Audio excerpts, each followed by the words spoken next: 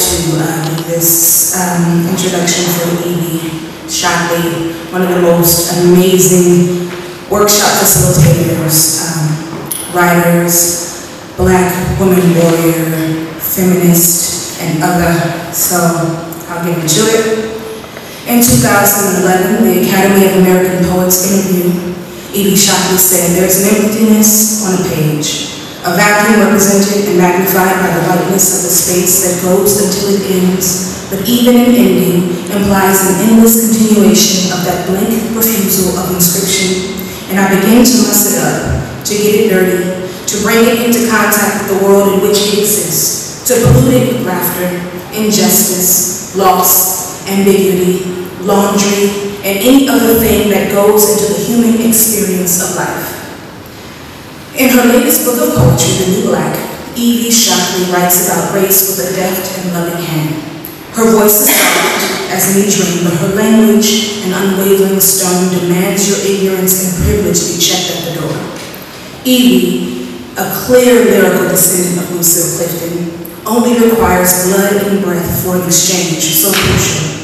In The New Black, she writes to her niece a love letter of sorts. Question: your mother is Black and your father is loving. Answer: what's loving got to do with Virginia? And hearing the layers of this theory, the reader cannot help but respond a resounding no. Love has nothing to do with the racist swell of an American tradition. The irony of a racist country's history repeating itself. A country that jokes about lynching Michelle Obama, America's First Lady, and President Obama's wife, a Black woman, on television without the television show being terminated and canceled or the journalists being incarcerated. In a country where young men will be killed every 28 hours by a police officer. This information was found in the Malcolm X grassroots movement's report. Or those playing vigilante against the backdrop of a young boy with a sweet tooth and a hoodie, or a parked car in his music, or a man in his wallet, or a Ferguson High School graduate walking home. Shockley urges the readers to respond to their surroundings and to the inaccuracies of one's political self. Her poetry is a fishing tool as she lassos the readers through discussion informed by race and Black feminist thought. But Shockley, a professor and Cave Khan alum turned faculty, has the ability to equally focus on poetry techniques with the same investigative lens she wields on race. In a lecture at a writing retreat, Shockley shares ways in which writers can revisit old ideas of race with a new, fresh breath of perspective.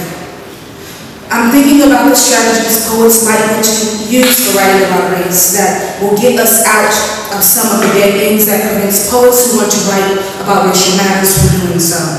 To the poet who doesn't want to bare his soul and place on view the ugly fears and stereotypes he hasn't yet conquered, I suggest writing non-autobiographical poems. Write a list poem, and leave the first person pronouns outside the door.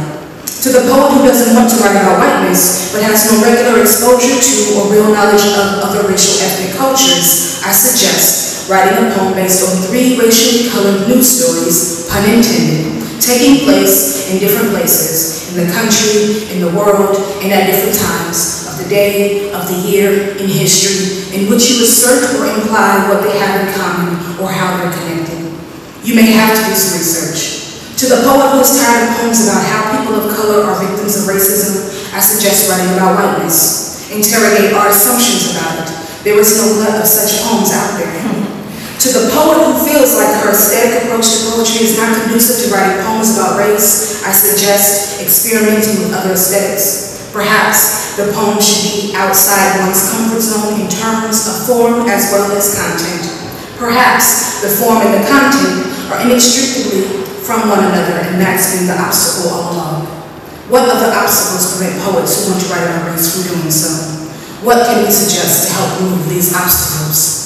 Evie Shockley is bearing witness to all life, especially Black life, and each poem becomes a redemptive hymnal celebrating the steadfast weary, often associated with Blackness and womanness. And with each pen stroke, Shockley treads the boundaries of both beauty and barrier, an honest poet exchange. Evie Shockley reminds us that if all life is a song, then Black life be a stolen anthem.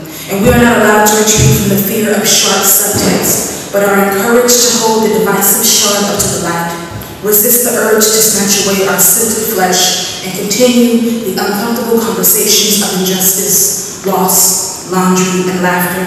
Shockley leaves the page inscribed, mussed up, and polluted with the poignant truth that recognizes Black aesthetics as plural bodies, and how this recognition is necessary upon listening and reading the canon of American literature. Please welcome to the stage, Evie Shockley. Thank you, Mahogany, for that introduction, which is definitely in the canon of introductions one has to try to live up to. I am going to just walk out on a limb and read some newer things, some not as new as others, but I think I'm going to read entirely after the New Black. And in doing so, we'll be trying to follow some of my own advice that Mahogany read. Sometimes it's, I guess, good to commit yourself on paper to ideas that you then can try to live up to. This first poem is one of the older news, so I'm going to work myself up. It's called Philosophically Immune. Can I deduce the nature of humanity from the relationship of American and multinational pharmaceutical corporations to African women with HIV? Is it natural to test pharmaceuticals on people who are citizens of less powerful nations, members of a devalued gender, representatives of a maligned race? Is it logical? Is it cost-effective?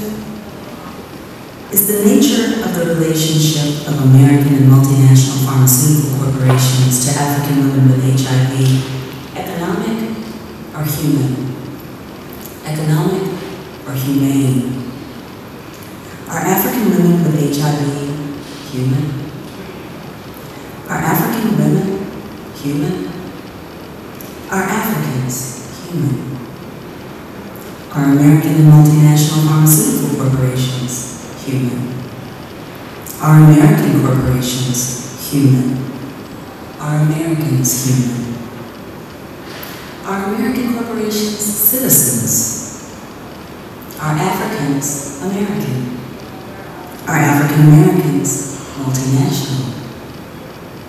Can humans have a relationship to American and multinational pharmaceutical corporations? Are corporations corporeal? Are corporations real? Are corporations corpses? Are corporations gendered? Are women representative? Are humans incorporated? Are humans pharmaceutical? Is HIV pharmaceutical? Is nature pharmaceutical? Is nature humane? Is nature natural? Are nations natural? Are nations graced? Are nations corporations? Are nations cost-effective? Is nationality a test? Can I deduce the humanity of the listener from the relationship of the listener to American and multinational pharmaceutical corporations? Can I deduce the nature of the listener from the relationship of the listener to African women with HIV? Whether or not, and yeah, there's a pun in that. Time was on its side, it's upside down. It was a new era. Generation Y Not had voted its conscience, and the climate of indifference was generating maelstrom-y weather. We acted as if the planet was a stone-cold player. But it turns out the Earth had a heart, and it was melting. Pacific Islanders first into the hotter water. Just a coincidence, the polar bears are white and their real estate was being liquidated too. Meanwhile, in the temper zone, the birds were back and I hadn't slept. Had it been a night or a season, the bird song sounded cheap, my thoughts cheaper, penny, inky, dark. Language struck me as wooden, battered. The words became weeds, meaning I couldn't see any weeds for them. I had signed my name repeatedly without a sign of change. I was still bleeding from yesterday's sound bites, and the coming elections were breeding candid hates by the hand over fistful. There'd been an Arab spring, but it was winter all summer in America. This next poem is a univocalism, which means that the only vowel in the whole poem is A. And the challenge to talk about a pretty big subject in ways that do justice to it within that constraint. This is called a dark scrawl. War can't amass a brass tack. War's all bad acts and lack, scandal and graft. Watch flags clash and tanks attack camps. Arms crack, rat-a-tat-tat, and band calm.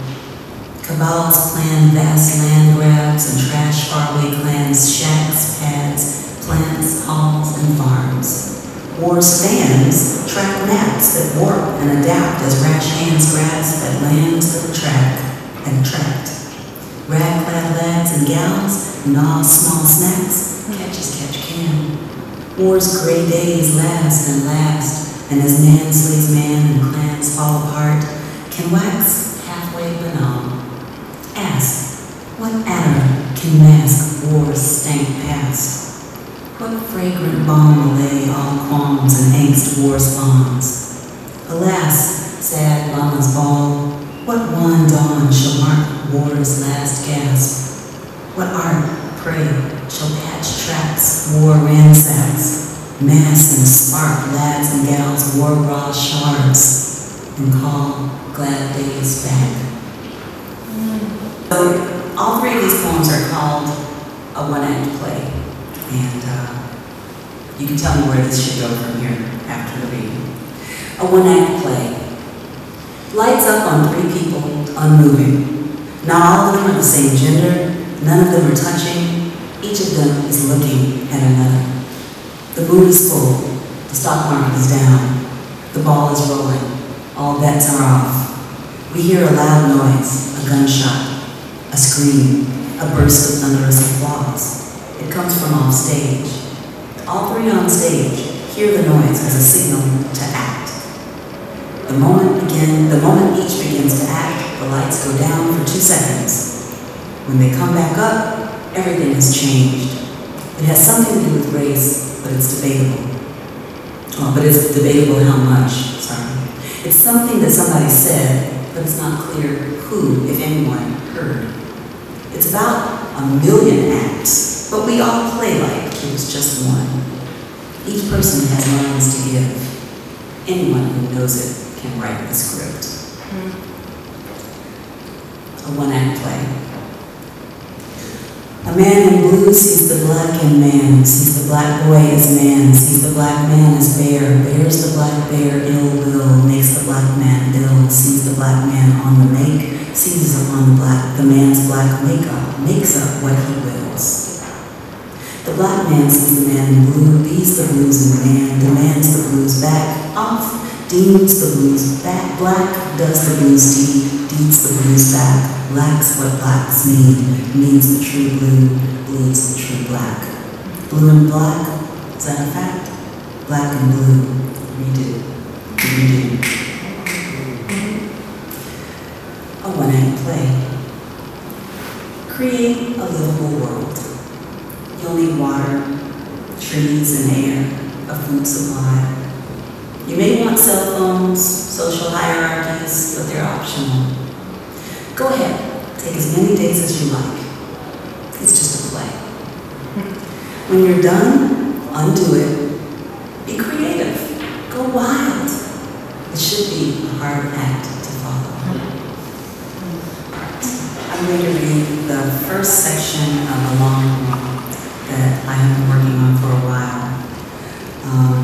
And I think the only thing you need to know is that you're hearing the beginning, so you're not missing anything that I have told anyone, and that it takes place in a future. And the poem is called Rescue. And this is from a section called The Chronicles of the First Years. We have not a moment to lose, they said, in the pores and noodles of their language, which frightened us as much as the wet breath of a hurricane at first. They are small, each the height of a cat, and as agile. But before we ever felt superior, they spoke together, a million sounders sounding the same notes. Not identical, but lead an orchestra in the voices of the earth. Awed or quickly immobilized, we understood at last that rain is language, the cloudburst a conversation between atmosphere and earth. Drenched in the news of our rescue, we watched them ease our concrete and bricks out of imprisonment, releasing the atoms back to the planet. We learned to believe in the conservation of matter, to celebrate our drifting between states of being, to feel our protein's kinship with other proteins, and the pull of our liquid flesh to other bodies of water. The earth sang in flora we'd forgotten or never met, and we saw the song, hummed along to the chorus of leaves unfolding, vibrations the ear picks up from the eye. They wondered how, with so many gods to follow, we taught ourselves to worship permanence. We misheard everything, we heard them say. Reincarnation juggles the particles of the universe, a kaleidoscope churning up endless possible beauties we be ourselves in, see ourselves in. The whole of creation, a series of mirrors, alive and evolving. I will make you fishers of men, he said, they said, so you can see how to be among the fish. Everlasting life, not personal servants of immortality, but not if we girdle the earth in mortar and shroud it in noxious sentences of waste and cling to its surface like sucking ticks. It wasn't mouths they possessed, so we couldn't call it chewing, but they consumed our durables.